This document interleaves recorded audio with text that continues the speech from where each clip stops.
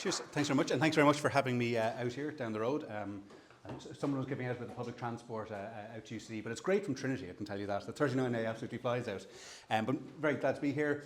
I'm going to be presenting some work which draw on poverty, income, inequality, living standards in Ireland. And this is really drawing on some research we've been doing over the last few years that I kind of started when I was at the ESRI, the Economic and Social Research Institute, as part of a research programme there in partnership with Community Foundation Ireland, who are kind of a philanthropic group who have been funding this research programme we've done over the last 4 years, another 2 years on the current programme. And it's also more so, and I should particularly say this given that several people here in the audience are responsible for it, but it's really drawing on a lot of the research tradition at the ESRI and the research that's been done at the ESRI over many, many decades looking at these issues. In particular, what we tried to do with this research programme, what this research, one of the key aims of this research programme was, in just a very basic sense, to bring together the data from as far back as we can get it and produce some consistent measures of income growth, inequality and poverty. Because this is actually one thing that, you know, we've had a series of surveys. So we have the 1987 survey, and so Tim Callan's here, very involved, integrally involved in carrying out that survey and then producing a huge amount of research from that survey. But then as he was with the Living in Ireland survey, which followed, which ran from 94 through about 2001-2. And then we had the EU survey of income and living conditions, which is run by the CSO. So we've had these different surveys, different household surveys, but they, in terms of what has been produced or what is published in various places, the CSO only really published the results from the EU Silk survey, so from 2003 onwards. If you go back and look at some of the older reports, the definitions of income and poverty and inequality that are used aren't entirely consistent with the ones from the EU Silk side of things. And that's also true back to 87 as well. So one of the big aims of the research programme is really to actually just have as consistent series as possible on lots of these key measures. And that's now stored on the ESRI website. There's a spreadsheet there which is associated with this report that we update on each annual report that comes out, and that brings back these measures, and some of which I'm going to talk to you about today. And what I'm going to kind of try to do in this presentation is first just tell you a little bit about these measures and some of the key findings, but more, and you know, in summary, that is, income inequality has fallen, and that's a result of progressive income growth that's stronger at the bottom than the top. But notwithstanding that, there's been consistently high rates of poverty and deprivation for some groups. So it's not all rosy, and not at all trying to say that at all. But what I'm maybe kind of going to just say a little bit about those results, but what I'm more going to focus on in this presentation is some of the measurement issues that I think we've encountered that I think are maybe, and I think trying to gauge the wide breadth of interest of this kind of group here at Geary. I think these are maybe some questions that we need to think seriously about in terms of how we measure things around income, inequality, poverty and all the rest. So in particular, I want to talk a bit about the role of housing costs, how we account for them in our measures of income inequality, poverty in particular, also disability, and then also dependence, or the number of people in a house, both children and adults. Because I think there's a bunch of key issues there that we're not really, I don't think you call, and I'm not sure there's necessarily a right answer on some of these things, but I don't think where we are is anywhere close to as good as where we could be. And so I'm going to spend probably most of the presentation there. At the end, if I have time, I want to say a little bit about something else that we've kind of been banging on a bit about during the research programme, which is that, you know, the government has these very ambitious child poverty reduction targets. Sometimes say child poverty targets, and that makes it sound like they're targeting a particular level of child poverty, but they have targets to reduce the child poverty. Reductions are what they have targeted. And we've essentially been making the argument that, well, actually, if we want to do that, effectively, there maybe is a case for reforming some of the welfare system around that. And so I'll try get to that at the end. I'm not entirely sure if I'll have time there, but very happy to talk to people on the margins around that last bit in particular, if anyone has views or thoughts. So in terms of some of the key findings, I want to start just by then showing you the evolution of income inequality. This is kind of somewhere where I think actually Ireland does stand out a bit from the other countries, right? Other similar countries or advanced economies. There's very few, you know, the kind of overwhelming narrative is that income inequality has been inexorably on the rise everywhere in the West, or to use that other awful term, the Anglosphere, which I think we should very much exclude ourselves from. And we are excluded from in terms of if you look at the evolution of income inequality, right? So again, this is drawing on those surveys that I mentioned, the 1987 ESRI survey, the Living in Ireland survey between 94 and I'm going to run with it up to 99 because from 99 onwards there's a booster sample, and I think it looks a little bit odd after that, so I'm going to ignore those booster sample years. And then the EU Silk from 2004 onwards. And in terms of then of thinking about measures of income inequality, one of the most common ones is the Gini coefficient. So this is just a summary measure of income inequality. It goes from 0 to 1. 0 is if everyone has the same level of income. 1 is if one person has all the income. And if we look at that in terms of the evolution of that, what's happened in Ireland, that's shown by this series here. And you can see there's this kind of gradual trend downwards from about 0.34 back in 1987. It kind of bounces around the place a bit, but that goes down to about 0.26 in 2023, the data year 2023, which is our currently latest available year. And again, if you want to do something a bit more robust than just eyeball that graph, you can do a test, and it is a statistically significant decline. So, and it's also quite a sizable decline. If you look at what's happened to other countries over this time, a reduction in the Gini from 0.34 to about 0.26 is really quite big. And it kind of, in terms of where the league tables or rankings are today in the EU, it kind of move you from up nearer the top towards maybe the bottom of the middle of the pack.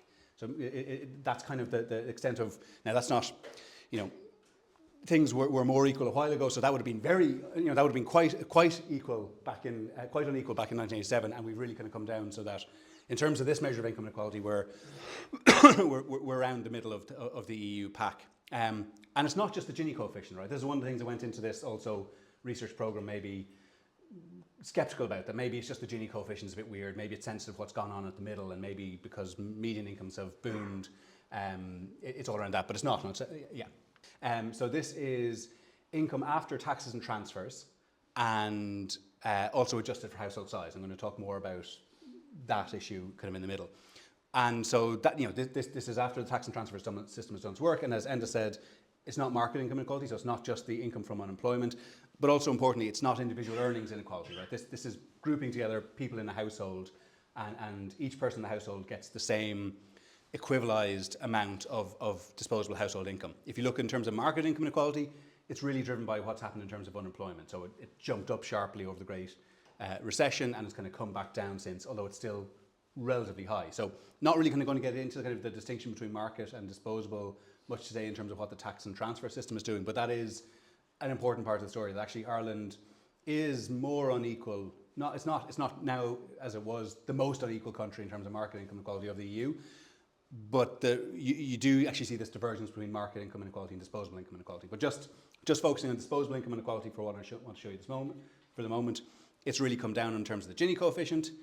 You also see a decline in terms of the top decile share, right, which is also shown on this same axis. So that's come down from about 26% down to about 22% or so. So you've seen a reduction in the top decile share. And you've also, on the other vertical axis here, you've seen a decline in terms of the 90-10 ratio. So again, there's lots of different measures of income inequality you can look at. The overwhelming sense that, whatever measure you look at, it looks like there has been a decline in disposable income inequality over the past 40 odd years. And again, that goes in contrast to what's happened in a lot of other countries. Not every other country. France is one country that's seen similar magnitude, I think, declines over this time in terms of the Gini coefficient, but it is nevertheless quite a big decline. And in terms of why that's happened, or again, I think this maybe also illustrates it's not just a function of the summary measures of income inequality, that it is actually the dispersion of income has shrunk, incomes have become more equal. But we can also look at, as David Madden has here in previous papers, look at what's called a growth incidence curve, right? So this is essentially where we take individuals in, say, the 1987 data, we line them up in terms of their, again, disposable income from poorest to richest, and then we divide that into 100 equally sized groups. And we do that again in, say, 2007. And we then calculate, well, what's the growth been per year in terms of that income, and we're accounting for inflation as well. And so that's what this line here shows, right? So I'm ignoring the very bottom 5% and the very top 5% because measurement error gets a bit more concerning maybe at in the top tail and the bottom tail. But what you nevertheless see is that you have this pattern then of growth, right? So what this is showing is that, say, at the 10th percentile of the distribution, incomes have grown by about 4.5% per year in real terms, whereas at the 90th percentile, it's been more like 4% per year, a bit closer to 4%, right? So you've got this growth which has been stronger at the bottom of the distribution than the top, and that's over the period 87 to 2007. What happened after 2007, I hear you say? There was some kind of crash, which as I was going through this with my students last week in lectures, I realised was almost 20 years ago, and it does not feel that way for me, so let alone I almost wonder what it feels like for some of you. And lots of them weren't born, I realised as I was starting to describe some of these things, so I'm now in that position where I'm like, oh God. But a lot happened over those years. So this is showing over the years 2007 to 2012, so kind of the worst years of the crisis in terms of where incomes were going, that you saw big declines in income across the board. And this is per year as well, right? So in terms of, okay, draw a line through that. So on average, you're talking 3% per year real reductions in income at that time. And, you know, it was worse at the bottom of the distribution. I think that's important to say, right? At the very bottom of the distribution, it was more like 4.5%. So that kind of goes against, that kind of offset a little bit of this pattern here of the kind of growth here. And again, we have to remember this compounds, this is per year, right? So a difference between 5% and 4.5% and 4% over 20, 30 odd years really is a big gap, right? That really does lead to these patterns of income inequality reducing. And then likewise, this is going to go in the other direction a little bit, particularly at the bottom over those crash years. But then, and I think this is a little maybe appreciated feature of the recovery since 2012, but it's been really strong, we kind of know that bit, but it's been really progressive as well. So if this other green line is showing the same thing, right, the growth incidence curve between 2012 and 2021, and you can see that at the bottom of the distribution, incomes have grown, and then this is in real terms, right? And now it's in real terms up to 2021, so you might guess what's kind of coming after this, but you've seen this just even more progressive growth over those years of the recovery. And I don't think that's something that's really appreciated, but it does again correspond with why we've seen the income inequality measures come down so sharply from like 2012, 2013. Again, that isn't widely appreciated, I think, but it looks like it's not just a function of the Gini coefficient. It really is that the income distribution has become more compressed over the recent years, up until 2001. And what happened? Well, there was a kind of minor pandemic or something we've all forgotten about now, but there was also then, from 2001, big jump in inflation. And so what I'm showing you here has been kind of real terms adjusted for that. And if we're to look then at what's happened to real incomes over the last 2 years of which we have data, it is not so good, right? You had essentially stagnation across the board. Maybe at the median it's fallen a little bit, so this is just 2001 to 2003 in terms of the latest years of Silk data that we have. Median incomes have fallen in real terms by about 1% per year. It's kind of been stagnant at the very bottom. At the top it's maybe kind of similar, almost 1% per year. And again, what we really have to remember over this time is that a lot of this is driven, and what this will include is a lot of those once-off measures like energy credits, which are really important for low-income families, right? Now, most of the costs went to people like me or us or whatever you want to think, you know, they weren't directed towards the very lowest income families, but actually those have been bolstering the income of people at the bottom because they're worth more to them proportionally, and the welfare system hasn't kind of kept up with in price inflation more generally. So I think there's this really big question about, well, what happens when those are withdrawn, given we've had stagnation incomes across the board for 2-3 years now, and you know, what's doing a lot of the heavy lifting at the bottom has been those once-off, then temporary measures, and so that's going to be a pressing policy challenge in the years ahead. But let's put all this together. That's what this grey line shows. We've had essentially over the period from 87 through to 2023, latest year data, this really quite remarkably, like almost uniformly monotonically descending, right?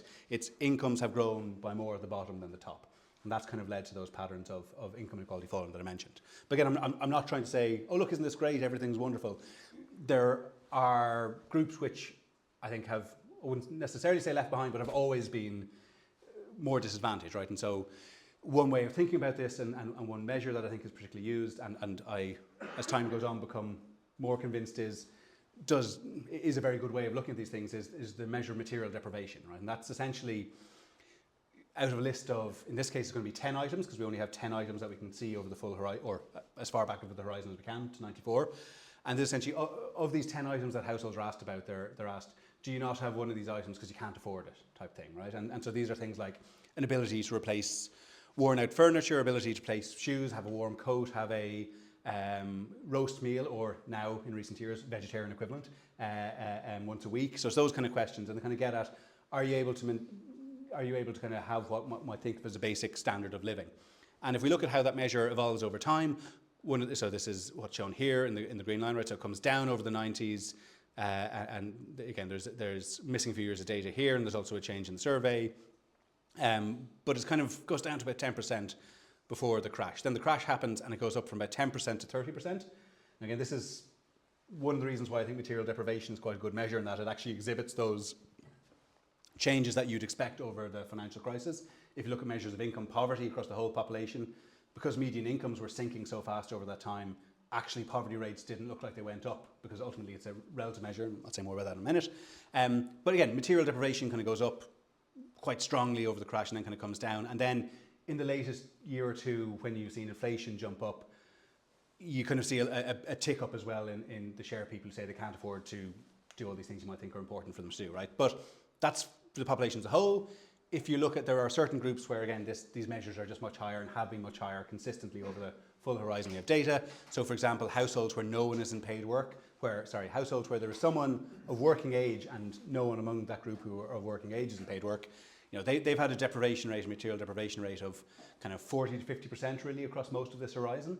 You see kind of similar in terms of lone parents, and then also households where someone has a disability also tend to see quite a high rate as well, right? So there are these groups who this measure of material deprivation will tell us have been, you know, not that they haven't seen things improve, because look, there was an improvement over this period, but there has always been high rates of material deprivation amongst particular groups of the population here in Ireland, and I think that's important to say.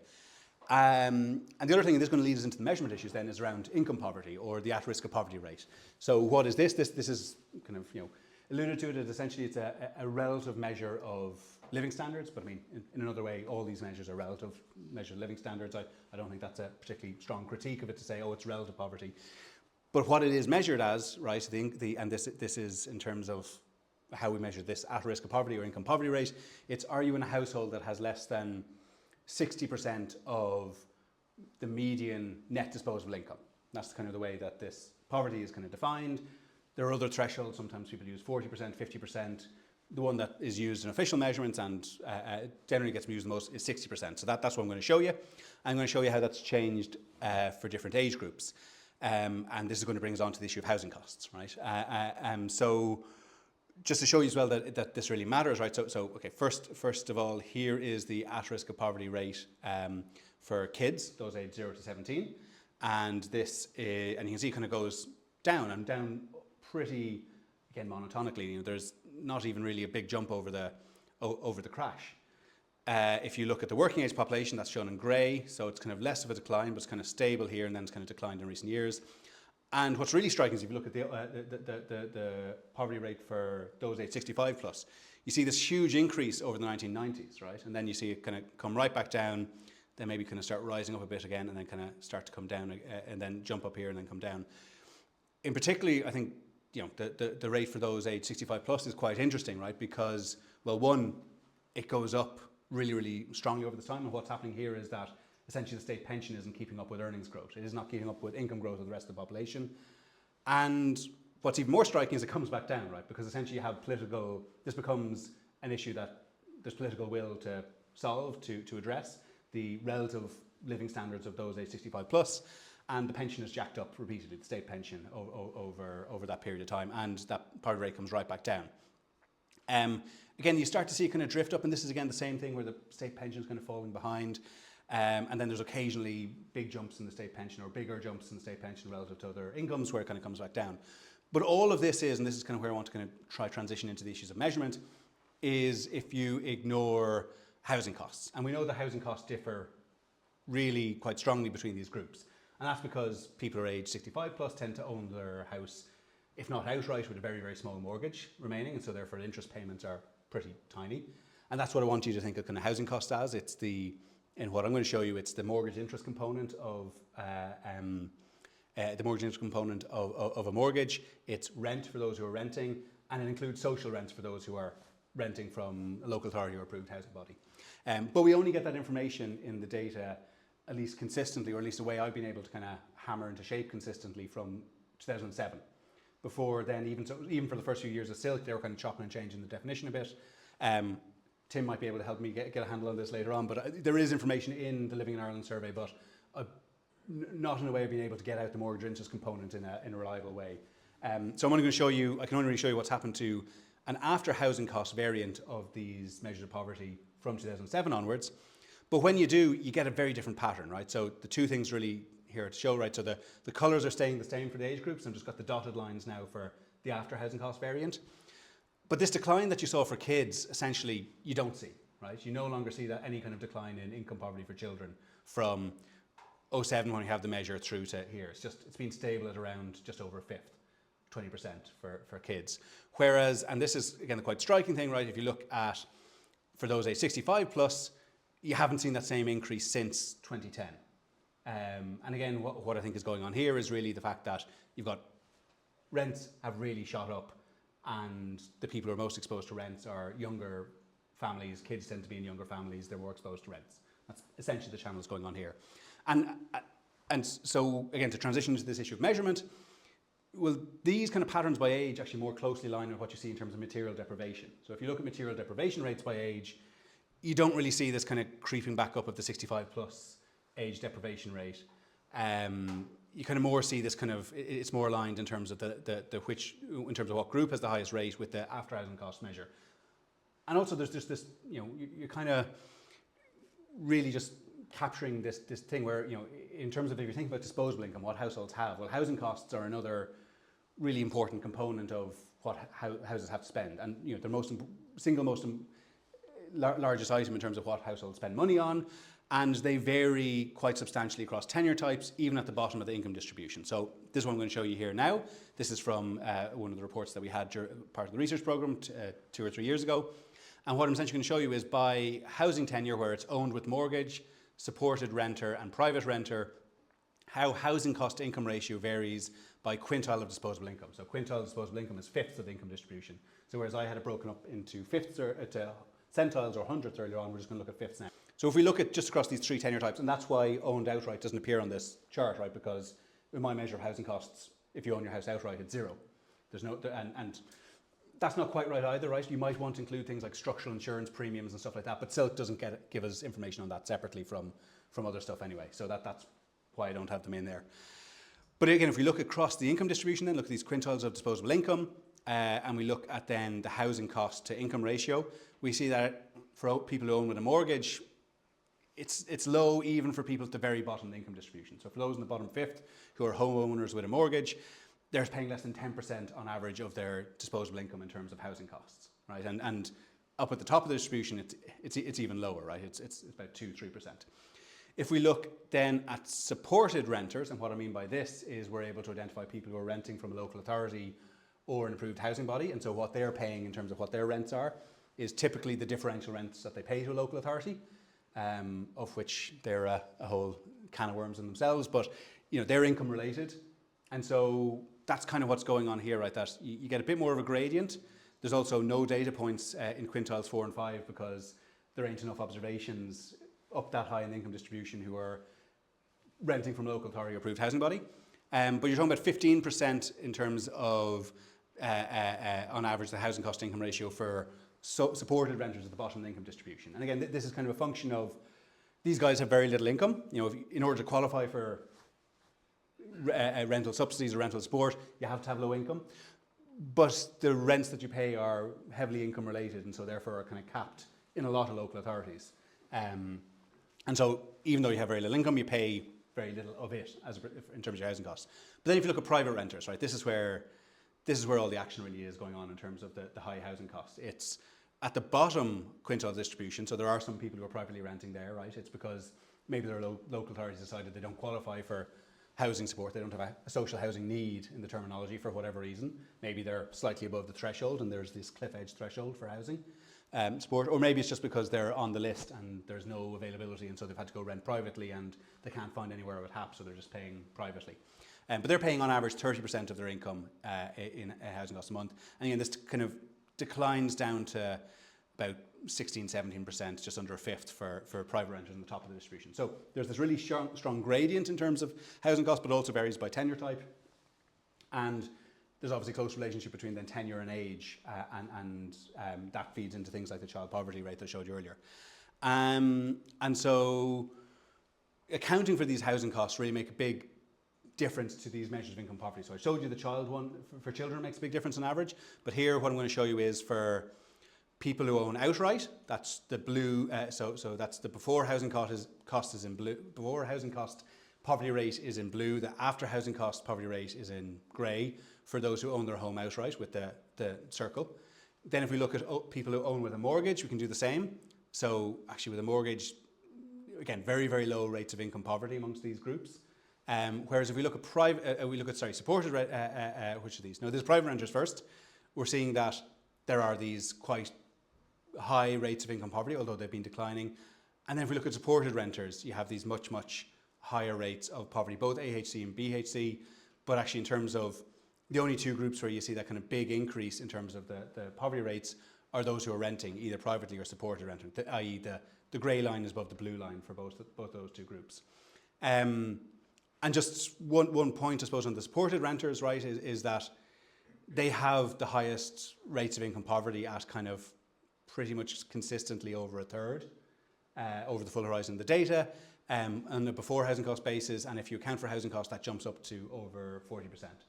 Now, what's really going to drive, we saw a minute ago that actually they face very low housing costs as a share of their income. But the point is their income is just so small that anything is enough to move them below the poverty line as this is measured. That's kind of what's going on there. And so there's this issue then, I think, that is one that we haven't really dealt with, at least certainly in the official statistics, which is we don't take account of the housing costs in measures of income poverty. And they really matter. They really matter for particular groups. They really matter for whether it's kids or the elderly, you think, have the highest poverty rates. And I think it's something that we kind of really need to address, and this is an issue we've raised with the CSO repeatedly, and DSP, who ultimately are probably the people who have to make a decision on this. But I think there's maybe a political reticence to think about revisiting the measure of the poverty rate, because if you account for housing costs, the number will be higher, and we don't like numbers being higher in the context of poverty. So, but I think it is something that it is clearly a deficiency in how we measure and how we produce statistics on poverty, and I think it's a big oversight. A kind of related one is about the cost of disability. This is another thing that's kind of come up in our research. So if you look at the share of the population who are materially deprived, so that's this line here, most of them are actually above the poverty line. And a way of showing that is to say, well, what share of the population are both materially deprived and below the poverty line? And that's given by this line here, this grey line here, which coincidentally is what the government actually uses as its targets for various poverty measures, for national targets, what they call consistent poverty, which is both deprived and below the poverty line. And those two things show very different patterns, right? But this is the one in terms of which all national targets tend to be defined in.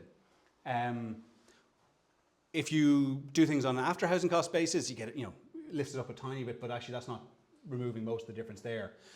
And so there's this big difference between these measures of material deprivation and people being above, below the poverty line. But what's really interesting, and this is kind of what our research kind of picked up on, is that actually a large share of those who are materially deprived but above the poverty line have someone in their household who reports a disability. So that's what's shown here over time, going right back to 2007 when we have a relatively consistent definition. But it's about it's about half, two-fifths to a half of those who are, again, say they're materially deprived, but are not below the poverty line, and so therefore fall outside of the consistent poverty targets. Someone in their household has a disability. And there's another kind of issue that's a little bit analogous with housing costs here, which is there are some costs of having a disability. And we're not taking account of them in how we measure poverty, and that's doing a lot of heavy lifting to take people out of essentially that consistent poverty net. To show you that, this is what's showing here. So if you look at, this is honing in on the group of the people who are materially deprived but above the poverty line, and and this essentially shows how far away they are from it. And so I took this €150 a week, right? But that's about 2/3 of the people who are, again, materially deprived but above the poverty line. 2/3 of them are quite close to it. They're within €150 a week of it. And for me, this is where the kind of cost of disability come into it, combined with this chart, that a lot of these people, someone in their household is disabled, they're quite close, this group, to the poverty line. And we make no allowance for the cost of disability in how we measure income poverty. But nevertheless, I think this is the bit here, right? There's lots of people who are close to it. And so on to, Dave didn't know this was coming, but thank you very nicely much for setting up, Dave. So in terms of the third issue we've kind of been focusing on as part of research related to this research program is around the whole issue of equivalent scales. And what is equivalent scales, for those of you that have been fortunate enough to avoid the issue over so many years? So this is essentially the idea of, well, €45,000 a year is very different for a single adult to a couple with 2 kids. And you want to try account for the fact that there's more people in the household, there's also kids. You want to try account for that. And what we do the way we do that is by equivalizing or adjusting the income for household size and composition. And there's very much a way of doing that that people have followed. Apart from the CSO. CSO have their own approach here, but have had their own approach for very many years. They use what is called the national scale. It is an ad hoc scale in the sense that it divides household income by 1 plus 0.66 by the number of other adults. Not the first person gets essentially the weight 1. Any additional adults get the weight of 0.66, and any children get the weight of 0.33. Right, so that's the national scale that's used by the OECD, and that essentially puts, say, €45,000 of income for a couple with kids into the same terms as for a single adult, right? Would be, you divide the 45,000 by 1 plus 0.66 plus 0.66, 0.33 by 2, right? That would essentially be what you do to equivalize the income. And this scale first appears, I'm not pinning this on you, Tim, don't worry, because you and Brian and some work in 87 used this scale, but you used it along with a bunch of other ones, right? And the reason that you used the scale was essentially based on the relativities of social welfare payments at the time. Essentially, so if you're out of work and on job seekers benefits, you got essentially an additional 66% of the payment for any dependent adult you had, and you got additional 33% of the payment for any kids you had, dependent kids. And so that was kind of your, okay, well, let's use the scale because this kind of on the relativity of something in Ireland. Used a bunch of other ones as well. But then it became adopted by the CSO, I think in particular, when Silk started being published, as the scale we will use, the national scale. But there's no particularly strong reason to use this scale, right? And it's again, Tim used it with others, but I think picking up on this issue, and there's a lot of work at the ESRI at that time thinking about equivalent scales. But it actually it's different from the scales that are used in other places. So in terms of what's used, if you look at what's published by Eurostat, they use what's called the modified OECD scale, which is 1 for the first adult, 0.5 for any subsequent adults, and 0.3 for any children. Confusingly, the OECD don't actually use the modified OECD scale, nor do they use an OECD scale. They use the square root of household size, right? So these are all still just ad hoc scales which are used, but there's not really a particularly good reason for using any of them, right? They're used because they're used, but actually they don't have a very strong link to economic theory or even kind of empirics. And that's some work that we were kind of, and why does that matter? Well, because they give very different results, or they can give very different results in terms of particularly income poverty. So what this is showing is the elderly poverty rate using the modified OECD scale, where we see that this is just taken from the HBS. I can't remember what. No, because you'll see in a second. From 87 again through to 2015, so every 5-ish years. And for using the modified OECD scale, you get a poverty rate that from peak to trough falls by 72%, right? From 45% or so down to almost 10%. If you use the square root scale, you instead get a higher level, but you get a decline of only 57% from peak to trough, right? And then if you use the Irish national scale, you get the biggest reduction of 79%. You get a peak to trough reduction, and again, but the level is lower, right? So these things can matter, in particular for subgroups when you're looking at them for the poverty rates that you compute. And again, there's not a strong reason, I think, to particularly think that any of these ad hoc scales are the right one to use. So we've been doing some work, myself, Karina, Tiano at the ESRI, and then Luke Duggan, who was a research assistant with us there, and now at Paris School of Economics doing his PhD. Have been doing some work essentially looking, well, how well do any of these scales align with what maybe household expenditure suggests they might be? And so, without going too much into all the gory details of estimating equivalent scales, because it's tricky, and this is one of the, I think, the issues around the kind of on the point you raised, Dave. Like you can incorporate disabilities into this, but actually, in terms of how you estimate these scales from expenditure data, that's also tricky. But the point here I want to make is that if you look across at lots of different approaches that people have used to try and infer equivalent scales from expenditure data using the household budget survey, which is why I had that in the previous class, what you see is that, so if you look at like the food share, if you kind of essentially use an Engel curve, you estimate the share of total expenditure made up by food, and there's a way people think that might be related to the kind of how much you should equivalize income for additional adults or for kids. You get an estimate of kind of about 0.66, actually in 0.2 for food. if you look at kind of all the different goods that people spend, you get kind of something similar, but again, quite different than the national scale or the Eurostat scale, which are shown as these lines that are going to kind of the blue line for adults and then the grey line for kids. And then again, the national scale is dashed and the Eurostat scale, the modified OECD one, is solid. But again, if you look at all these different approaches on how to estimate these scales, you get quite different results you get different results across them, but you also get different results in terms of, suggests that the equivalent scale for kids is a lot lower than is used by either national scale or the modified OECD one, and the one for adults might be higher. But we're in the process of revising this paper for a journal at the moment. But actually, one of the big issues here with all these essentially looking at particular goods. So, for example, this Rothbard method essentially says how much does the family spend on booze, and you can back out an equivalent scale for kids based on that is the idea. But they're all particular goods, right? They're food, or they're some combination of adult goods or alcohol or whatever.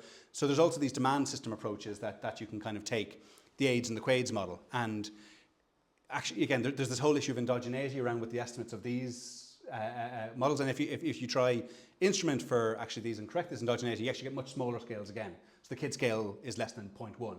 So the point here I really want to make is not that I think there's a clear equivalent scale that we should be using, but just rather that we're using an equivalent scale without any particular strong reason, and it can make a difference. And again, this is something that we might want to think about. And that actually, at the Eurostat level, they should be thinking about more as well, because it's not necessarily clear you want to use the same scale across countries when you're doing cross-country comparisons of inequality, but we do. It's also, so there's a whole host of issues with around how we actually measure these, how the sausage is made in terms of income poverty rates in particular. A lot of these things I think really matter, but we never really kind of talk about them much. And yet I think they're kind of quite important, and particularly in the Irish context, we should be thinking about them, not least that we're doing this kind of, using this national scale thing on our own. Which I think I have just very briefly kind of run over into, is the whole issue of child poverty and trying to reduce it. Because actually, in terms of child poverty, right, we've seen that in terms of after housing cost income, the child poverty rate is kind of hover around a fifth. Maybe if we equivalised it differently, it might be a bit different.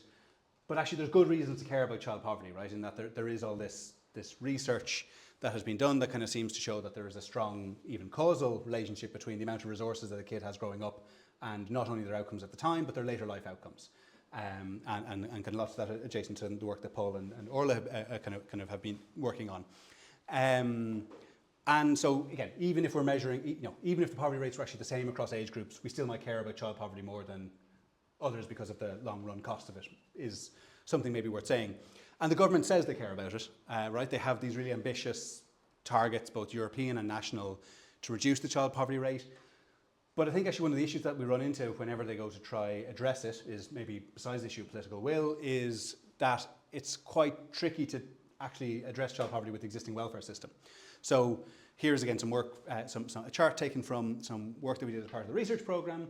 And this is showing essentially the decile of equivalised disposable income and showing the average gain in terms of euro per week for 3 different reforms, which I'm going to talk to you about, each of which are kind of calibrated to reduce child poverty by 1 percentage point. Right, so this was kind of our assessment, saying, well, let's take the tools that the government has at its availability and take at face value its commitment that it wants to reduce child poverty. How might it go about doing that and most effectively and cheaply? So the first one is child benefit, right? So politicians love child benefit because everyone gets it, and that's why in the recent budget they announced multiple double payments of child benefit for everyone because everyone gets it and there's some kind of election coming up or something like that. But because it's universal, it's a very, very expensive way of reducing child poverty. So it ends up costing, I think it's about 800 million if you want to reduce child poverty by 1 percentage point through child benefit, right? So that's about, almost on average about €4 per week of a gain. So I think that works out at about 38.40 a month. And by the population, that scales up to kind of not far off 800 million. And again, part of the reason for this is because actually in terms of if you look at households, this is quintile, of disposable income, lowest income here, highest income here. In cash terms, actually, there's not, the lowest income decile aren't actually gaining by that much on average from the child benefit.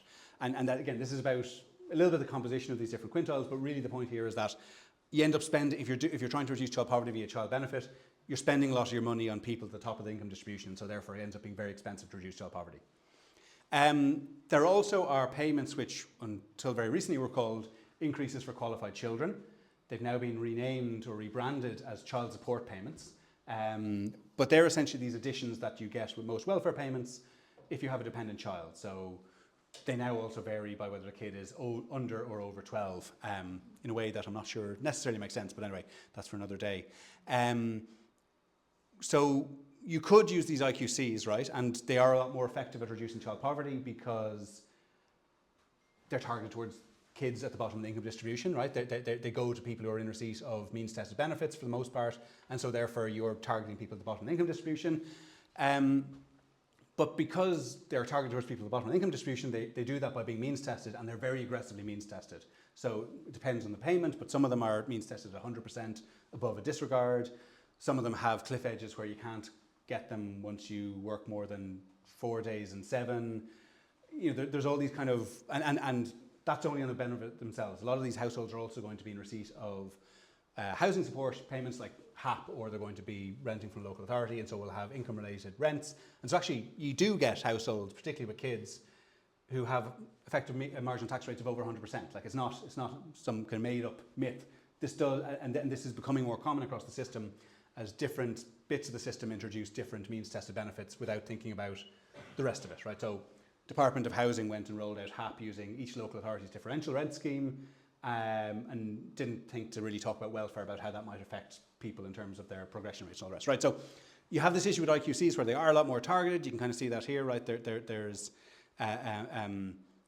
almost nothing going to people at the top of the income distribution, much more is going towards people at the bottom, average of €5 per week at the bottom, almost nothing at the top, right? But you have this issue in terms of work incentives. So there is this other payment which might make sense, and again, this has been a payment which has been renamed or rebranded recently with no other really substantive changes. It used to be called the Family Income Supplement, now called the Working Families Payment. And you can do that, right? And that's essentially a payment whereby in order to be eligible, you have to have someone in the household who works for at least 38 hours every fortnight. And that, you can make that up with more than one person. It doesn't have to be one person who works 38 hours. It can be between the two of you, you work more than 38 hours per fortnight. But because of that, it means that you're not giving any money towards the very poorest kids with the Working Families Payment. And so actually, it's very effective in terms of reducing the income poverty rate amongst kids, but it's essentially all by moving kids who are just below the poverty line to a bit above. It does nothing for the very poorest kids who you might think the actual issue of child poverty is most acute for or most important. So, you know, if you're a bit cynical, actually Working Families Payment is a great way to reduce the child poverty statistics without necessarily doing as much on the reducing child poverty. So you can also think about maybe doing some combination of these, but you've really got this disintegrated welfare system whereby, and sorry, finishing up at 10 or is it? Or, yeah. Okay, I'll very quickly finish up then on this. So you could try to do a bit of both, but you've just got this disintegrated welfare system whereby, again, IQCs are means tested. You can only get them if you work less than 4 days and 7. In order to qualify for WFP, you need to have someone who works more than 38 hours per fortnight.